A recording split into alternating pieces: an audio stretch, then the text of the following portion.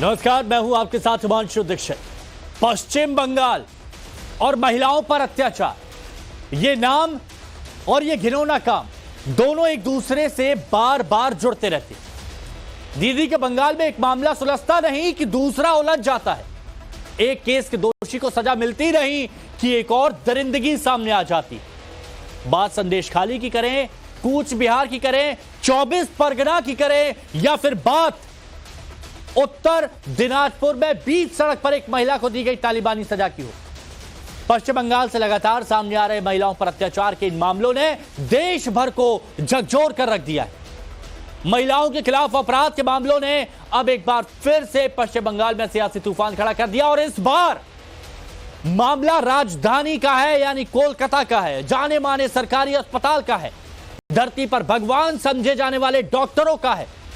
कोलकाता में एक महिला डॉक्टर के साथ दरिंदगी की ऐसी सनसनीखेज वारदात को अंजाम दिया गया, जिसके बारे में सुनकर आपका कलेजा कांप उठेगा। पूरी खबर के लिए यह रिपोर्ट आपके सामने। कोलकाता की कलंक कथा।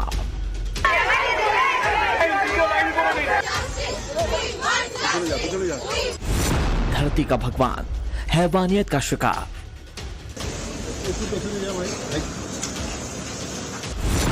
सेमिनार हॉल का शैतान कौन? सवालों में कोलकाता का सरकारी अस्पताल। जी हां, कोलकाता का यह सरकारी अस्पताल, जिसका नाम RG medical college and hospital है। यह अस्पताल जहां दूर दूर से लोग इलाज की उम्मीद लेकर पहुंचते हैं, वो अस्पताल एक बार फिर से सवालों में घिरा हुआ है। अस्पताल के बाहर प्रदर्शन का दौर जारी है। जिन डॉक्टर्स को मरीज के इलाज में होना चाहिए, वो अस्पताल के गेट पर धरना दे रहे हैं।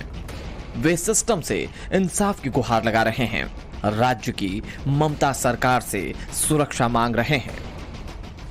शुक्रवार की सुबह इस अस्पताल से दरिंदगी की वो कलंक कथा सामने आई, जिसने न सिर्फ वहां के डॉक्टर्स की रूह को कपा दिया, बल्कि अस्पताल में इलाज के लिए पहुंचे मरीज और उनके रिश्तेदारों को भी चौंका दिया।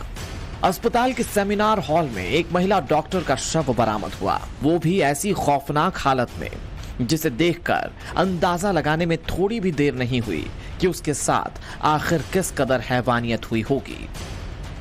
आगे ये हम आपको बताएंगे, लेकिन सबसे पहले आप ये जान लीजिए कि अस्पताल के सेमिनार हॉल में पोस्ट ग्रेजुएट की उस ट्रेनी महिला डॉक्टर के साथ आखिर क्या हुआ था।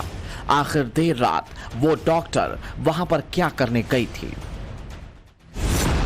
दरअसल अस्पताल में महिला डॉक्टर नाइट ड्यूटी पर थीं। इमरजेंसी वार्ड में डॉक्टर की ड्यूटी लगी थी। बताया गया कि देर रात उसने साथियों के साथ डिनर किया। करीब 2 बजे अपने साथियों के साथ डॉक्टर ने खाना खाया। खाना खाने के बाद वो आराम करने चली गईं। बताया जा रहा है कि इमरजेंसी वार्ड में जगह नहीं थी, जिसके बाद वो महिला डॉक्टर सेमिनार हॉल में सोने चली गईं। और फिर अगले दिन यानी शुक्रवार की सुबह सेमिनार हॉल में उस महिला डॉक्टर का शव बरामद हुआ। शुक्रवार सुबह को एक महिला डॉक्टर का शव मिलता है सेमिनार हॉल में। ये है सरकारी अस्पताल आरजीकल मेडिकल कॉलेज एंड हॉस्पिटल, और ये जो आप इमारत देख रहे हैं, इसी इमारत के ऊपर में जो सेमिनार हॉल है, वहां पर शुक्रवार की सुबह में इस महिला डॉक्टर का शव मिलता है। आपको बता दें, इस महिला डॉक्टर के माता पिता की ओर से कंप्लेन जो है दर्ज कराई गई, और उसमें ये चार्जेस दिए गए हैं कि उनकी बेटी के साथ पहले रेप और फिर हत्या की गई है। और उसके बाद उनके तरफ से आरोप ये भी लगाए गए कि जब उस महिला डॉक्टर का शव बरामद हुआ तब वो निर्वस्त्र थी, कपड़े फटे हुए थे, और पुलिस ने इस बात की पुष्टि भी की है कि प्राइवेट पार्ट्स में इंजरी है और साथ ही पूरे बॉडी में मार्क्स ऑफ रेजिस्टेंस है। आपको बता दें कि कल जो है पोस्टमार्टम कर लिया गया है, और आज पुलिस की ओर से कहा जाएगा कि आखिरकार सेक्सुअल असॉल्ट हुआ था कि नहीं। इस बीच कोलकाता पुलिस एक गिरफ्तारी की है। उस शख्स का नाम जो है संजय है, और संजय को जो है गिरफ्तार किया है पुलिस ने, और कहा जा रहा है कि वो डायरेक्टली इन्वॉल्व है इस पूरे हत्याकांड में। लेकिन आखिरकार इस महिला डॉक्टर के साथ किस तरह से रेप हुआ या फिर मर्डर किया गया, इसकी पुष्टि पुलिस जो है अब करेगी आज जब पोस्टमार्टम का रिपोर्ट आ जाएगा। पहले सब इस घटना को सिर्फ हत्या के एंगल से देख रहे थे, लेकिन शव के पोस्टमार्टम की जो शुरुआती रिपोर्ट आई उसने सबको सख्ते में डाल दिया। कोलकाता पुलिस ने रेप के बाद हत्या की आशंका जाहिर की। शुरुआती पोस्टमार्टम रिपोर्ट में ऐसी बातें सामने आई जिसने हैवानियत की एक एक परत को खोल कर रख दिया। पोस्टमार्टम की प्रारंभिक 4 पन्नों की रिपोर्ट में जो चीजें सामने आई उसे जानकर आप कांप उठेंगे। महिला डॉक्टर की दोनों आंखों से खून निकल रहा था। महिला डॉक्टर के मुंह से भी खून निकल रहा था। गर्दन और होंठ के ऊपर चोट के निशान मौजूद थे। चेहरे और नाखून पर जख्म मौजूद था। उसके पेट और बाएं पैर में इंजरी थी। मृत महिला डॉक्टर के दाहिने हाथ की उंगली पर चोट लगी हुई थी।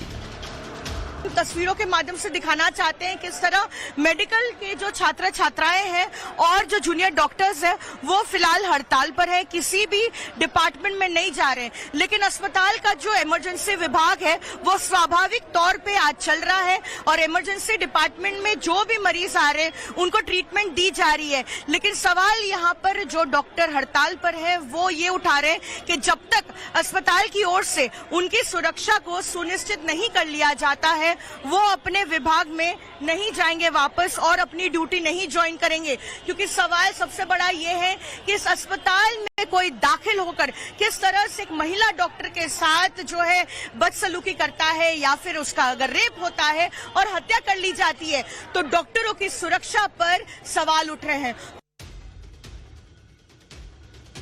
शुरुआती पोस्टमार्टम रिपोर्ट में जो हैरान करने वाली बातें सामने आई उनमें रेप के बाद हत्या की आशंका जाहिर की गई है।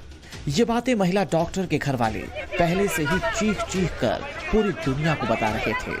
साथ ही उनकी तरफ से कई सवाल भी उठाए गए, लेकिन तब किसी ने उन पर भरोसा नहीं किया। घर वालों ने क्या आरोप लगाए वो आपको बताते हैं। दरअसल डॉक्टर के पिता ने आरोप लगाया कि हत्या से पहले उनकी बेटी के साथ रेप हुआ है। शरीर पर चोट के निशान इसके सबूत हैं। महिला डॉक्टर अर्धनिर्वस्त्र अवस्था में मिली। मृत डॉक्टर के पिता ने सच को छिपाने की कोशिश किए जाने की बात भी कही। उन्होंने सवाल उठाए कि मामले की जांच में देरी क्यों की जा रही है। इतने जघन्य तरीके से ये हुआ है और सबसे बड़ी बात है जो अथॉरिटी है वो कोई रिस्पॉन्सिबिलिटी नहीं ले रहे और वो ये जो केस मर्डर का रेप और मर्डर का है उसको सुसाइड बोलकर चलाना चाहते हैं, तो जो हम नहीं सपोर्ट करते हैं और पोस्टमार्टम भी नहीं बोलते, तो इसके अगेंस्ट में हम प्रोटेस्ट कर रहे हैं। हम लोग का डिमांड है कि हम लोग उन लोग को एक इंडिपेंडेंट जुडिशियल कमेटी बिठाया जाए इन्वेस्टिगेशन का, ये डिमांड है। और अभी तक तो कोई खबर नहीं आया है। एक जन को पकड़ा गया है लेकिन पता नहीं, वो तो आउटसाइडर है, अभी तक कुछ पता नहीं चला है हम लोग को, तो वही हम लोग डिमांड कर रहे हैं, देखते हैं क्या होता है। पुलिस तो पुलिस की तरह इन्वेस्टिगेशन कर रहा है, हमारे इधर एविडेंस आना चाहिए, हम न्यूट्रल इन्वेस्टिगेशन चाहिए और सेफ्टी चाहिए, प्रॉपर सेफ्टी हॉस्पिटल में। हाँ ऑब्वियसली अनसेफ है इसलिए तो ये हुआ है ना, क्योंकि सीसीटीवी नहीं है कैमरा में। सेमिनार हॉल में, इमरजेंसी बिल्डिंग के सेमिनार हॉल में ये घटना घटा है, तो अनसेफ तो है ही ना, तो हम क्या कर सकते हैं। मेल वार्ड में हम एक स्टूडेंट को नाइट शिफ्ट में ड्यूटी करना पड़ता है, वहाँ पे ऑब्वियसली हम लोग अनसेफ फील कर रहे हैं। कल जो चीज हुआ है वो कल एक डॉक्टर के साथ हुआ है, एक हम स्टूडेंट नर्स के साथ भी हो सकता है, किसी और स्टाफ के साथ भी हो सकता है। मामला उसी दीदी के प्रदेश का है जहां कुछ दिनों पहले बीच सड़क पर एक महिला को सरेआम पीटा गया था और अब इस घटना ने ममता सरकार को एक बार फिर से विरोधियों के निशाने पर ला दिया है। बीजेपी पीड़ित डॉक्टर को इंसाफ दिलाने के लिए सड़क पर उतर आई। पार्टी के कार्यकर्ता कार्रवाई की मांग को लेकर अस्पताल के बाहर विरोध प्रदर्शन कर रहे हैं। पूरे मामले की सीबीआई जांच की मांग की जा रही है। जो जिस हालत में उनका बॉडी मिला गया, कंप्लीटली निर्वस्त्र और बहुत बॉडी में ब्रूइसेस, खत जो है बहुत ज्यादा, इसको देखकर लगता है उसको रेप करके खून किया गया है। तो हम लोग का दाबी है सीबीआई इन्वेस्टिगेशन हो और ऐसे भी शाम के वक्त के बाद आप पोस्टमार्टम नहीं कर सकते, लेकिन यहाँ पर ये लोग पोस्टमार्टम कर रहे हैं, ये हमको सुनने में आ रहा है।